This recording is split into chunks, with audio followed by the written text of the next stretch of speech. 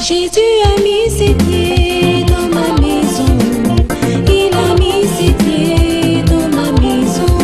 Jésus a mis ses pieds dans ma maison. Il a mis ses pieds dans ma maison.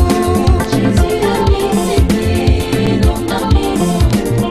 Il a mis ses pieds dans ma maison. Il a mis ses pieds. Jésus a mis ses pieds dans ma maison. Il a mis ses pieds dans ma maison. Il m'a délivré. Jésus a mis ses pieds dans ma maison. Il m'a racheté. Il a mis ses pieds dans ma maison. Il m'a délivré. Jésus a mis ses pieds dans ma maison.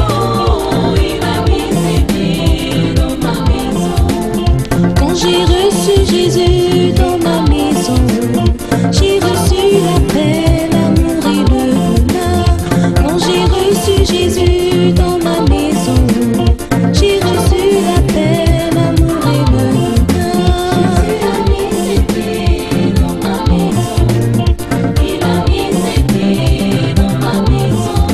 Jésus a mis ses pieds dans ma maison. Je voulais saluer également ceux qui viennent, qui nous suivent très loin, à partir des réseaux sociaux et tous les autres médias. Je suis l'excellent APM l'apôtre Paul Messi, évêque maintenant des ministères Colonne de Feu et de Vie. Nous sommes au culte dominical à Libreville, à l'église locale, la maison de prière, dont le pasteur n'est autre que la bergère Saint-Élia Lévitsa. Amen. Donc, bienvenue et restez avec nous. Nous allons parler ce matin des actions qui correspondent à la foi. Alléluia. Amen. Nous allons parler des actions qui correspondent à la foi. Nous aurons pour sous-thème la foi rendue parfaite. Et nous allons parler également des tempêtes de nos vies. Amen. Amen. Et vous allez voir que après ce message, vous allez être édifiés sur le fait que vous avez la foi, mais est-ce que vos actions correspondent à cette foi-là? Est-ce que votre parler correspond à votre foi? Amen. Vos allants et venants, vos convictions, votre façon de réagir, vos actes que vous posez, la vie que vous menez correspond-elle, n'est-ce pas, à la foi que vous confessez? Dites Amen bien. Merci Saint-Esprit. Asseyez-vous, que Dieu vous bénisse. Nous allons prendre pour verset de base Jacques chapitre 2, verset 14 à 22. C'est incroyable. J'ai parlé encore avec des gens. Les gens sont contents d'avoir la foi et d'écouter la parole de Dieu, mais sans la mettre en pratique. Amen. Alléluia. Je vais lire donc le verset de base. Jacques chapitre 2, verset 14, 22. On va parler de ces choses. Mes frères, à quoi sert-il qu'un homme dise j'ai la foi s'il ne le prouve pas par ses actes? Alléluia. Cette foi peut-elle le sauver? Supposez qu'un frère ou une soeur ait besoin de vêtements et n'ait pas assez à manger. À quoi sert-il que vous leur disiez au revoir, portez-vous bien, chauffez-vous, nourrissez-vous suffisamment, si vous ne leur donnez pas ce qui est nécessaire pour vivre? Yes. Il en est ainsi de la foi, sur le verset 17, à elle seule, si elle ne se manifeste pas par des actes, elle est morte. Mais si quelqu'un dit, tu as la foi et moi j'ai les actes, alors je lui répondrai, montre-moi comment ta foi peut exister sans actes, et moi je te montrerai ma foi par mes actes. Si tu crois qu'il y a un seul Dieu, très bien, les démons le croient aussi et ils tremblent. Est-ce que toi tu trembles? Les démons croient qu'il y a un seul Dieu, ils tremblent, mais toi tu trembles même pas. Homme insensé, veux-tu avoir la preuve que la foi sans les actes est utile?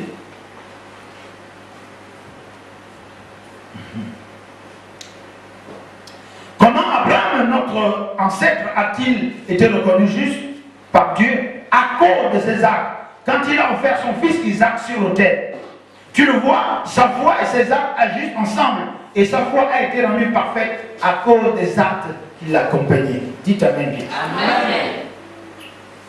L'une des plus grandes erreurs, merci Saint-Esprit, que commettent les chrétiens, l'une des plus grandes erreurs que commettent les chrétiens, c'est de faire en sorte qu'ils confessent beaucoup la parole de Dieu, mais leurs actes contredisent leur confession. Alléluia. Laisse-moi te dire que ta vie est à la portée de ta confession ou de tes confessions. On dit souvent que par tes paroles, tu seras justifié ou tu seras condamné. Amen. Tu ne peux pas dire quelque chose. Oui, l'Éternel est ma force, mais en même temps, tu es tout le temps dans la défaite. Oui, je crois en Dieu, mais en même temps, tu ne viens pas dans les assemblées de Dieu.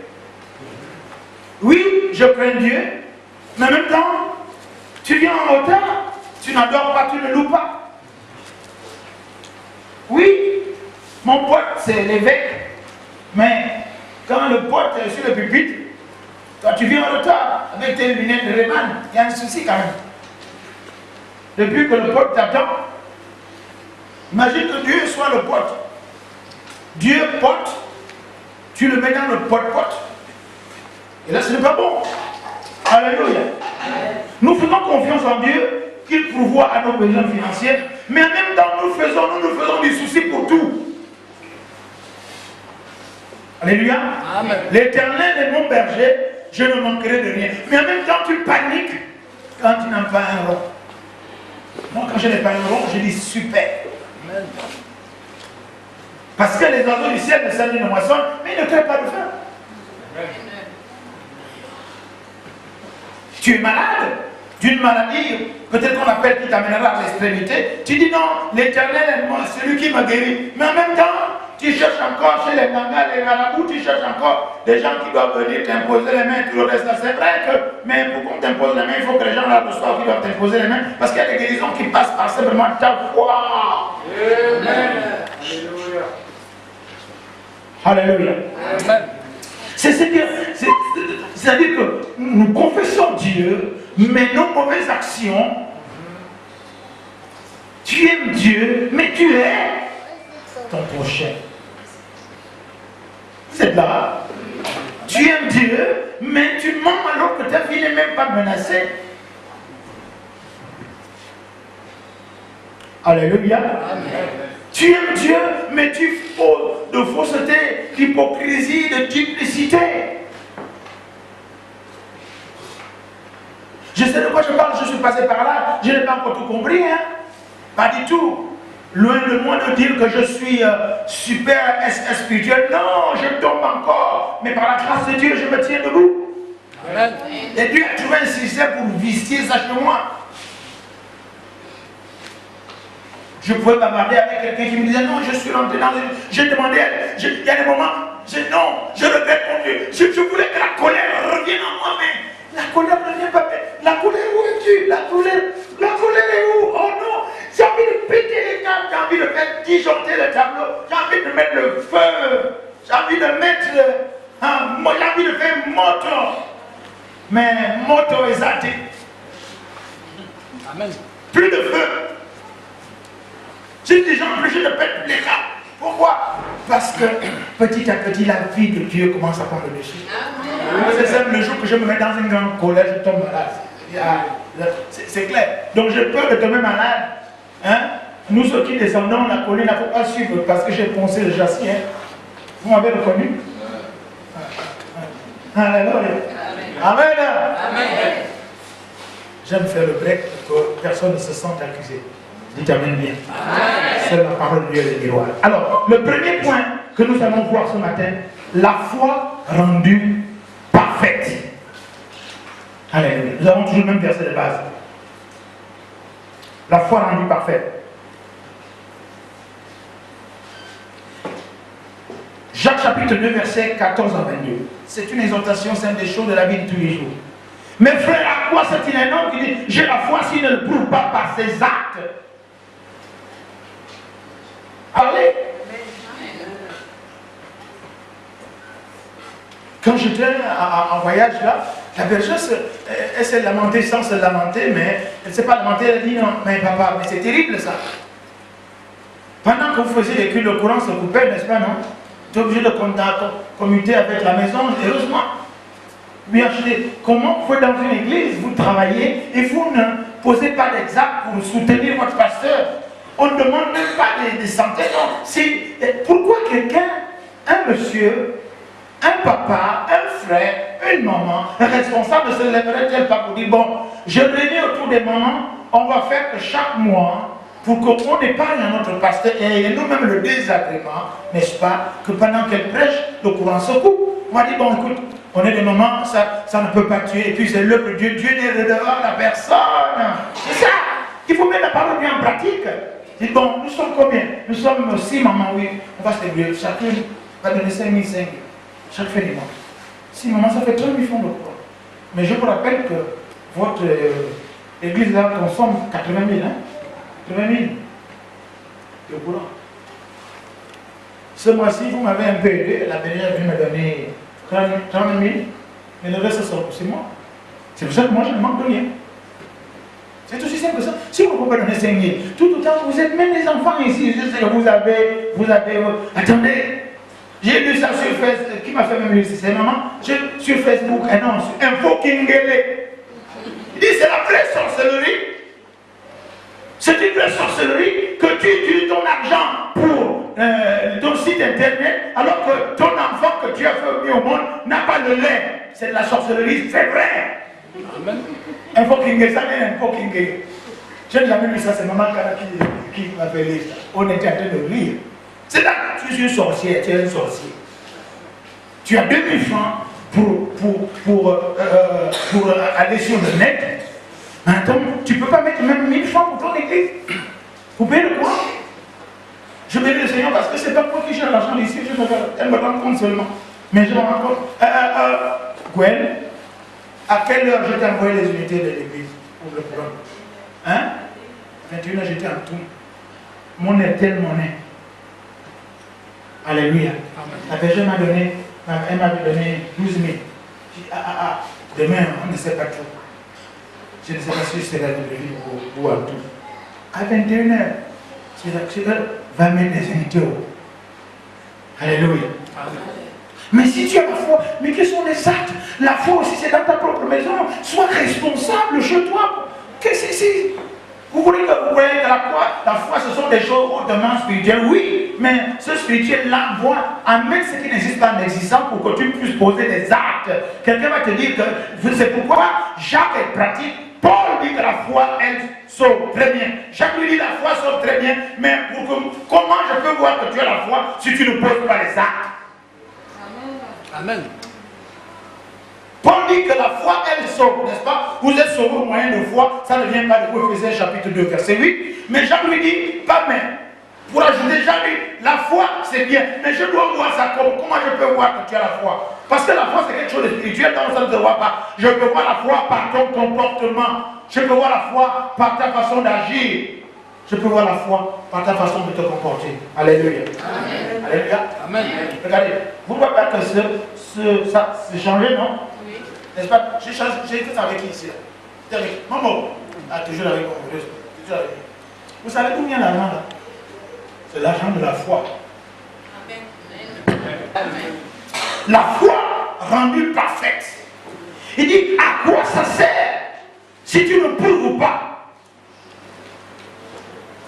Alléluia. Amen. À quoi ça sert? Vous êtes là? Amen. Bien. Pour habiller ici, il faut 127 000. Là et là, 127 000. Regardez la tête de Caris. Je vous lance un défi. Moi, je donne la moitié. Doigt. Moi, je pose toujours des actes pour voir la foi chez les gens. Ce n'est pas mon avis. 127, qui a le calculateur divisé en deux, moi je donne la moitié. Cash. Vous faites des fois, vous racontez des histoires. J'ai la foi, je suis actif dans une église. Tu es actif dans quoi? Situation compliquée. Si vous avez la foi, vous ne pouvez pas dire à quelqu'un seulement, écoutez, va manger tout ça, alors que la personne a faim. Vous voulez que les autres soient élégants pour s'habiller, n'est-ce pas? Je parle là toujours devant un témoin avec la bergère, je ne savais même pas que ce n'est pas le sujet que je voulais prêcher. Ça a été changé là sur place parce qu'il y avait un besoin. Je suis toujours en train de regarder dans mes habits qui sont bien. Depuis que le ventre là pousse, chaque fois j'essaie de chemin, il freine, quand je vois que ça s'arrête là, je dis non, trouve-moi dans l'assemblée. Je dis toujours à la bergère, trouve-moi dans l'assemblée qui peut porter là. Et tu bien, hein? Alléluia. J'ai trouvé moi dans l'assemblée quelqu'un qui peut effectivement porter cette chemise, quelqu'un qui peut porter des chaussures, des choses qui sont bien. Vous avez des maisons qui sont des armoires à linge qu'on doit fermer avec les serre joints. Hein? Parce qu'il y a tellement d'habits qu'on pousse à couille de pauvre. On se bagarre avec ce garde-robe parce qu'il y a tellement de robes. Alléluia. Amen. Il faut que les autres veulent être élégants. Je suis sûr que vous pouvez le faire. Alléluia. Amen. Moi, ce qui me concerne, quelqu'un peut me dire, papa, j'ai besoin de telle chose. Je dis, non, vas-y, que Dieu te bénisse. Marche bien, hein? Dieu va te donner quelqu'un sur la route qui va te payer le taxi. Mais ça ne marche pas comme ça. À quoi ça sert? L'Église a perdu cette vocation d'aide et d'entraide. L'Église a perdu cette vocation de compassion. Alléluia. Amen. Vous avez la foi, mais vous voyez expressément les gens dans la difficulté. Tu es dans une position où tu peux prendre le dossier de l'autre pour pouvoir l'amener chez le directeur, chez le chef de service, ou bien quelqu'un qui peut l'aider, mais tu ne le fais pas. J'ai dit non, on va prier ensemble. C'est pour ça qu'il m'est difficile de prier avec les gens. Parce que comment veux-tu que je prie avec toi alors que je sais que tu as la possibilité d'aider les gens par rapport à ta relation. Personne ne dit amen là. Amen. Tu as la possibilité. Oui, l'Église est devenue championne de la prière. Oui, très bien. Oh, mon frère, qu'est-ce que ça ne va pas? Oh non, je vais prier.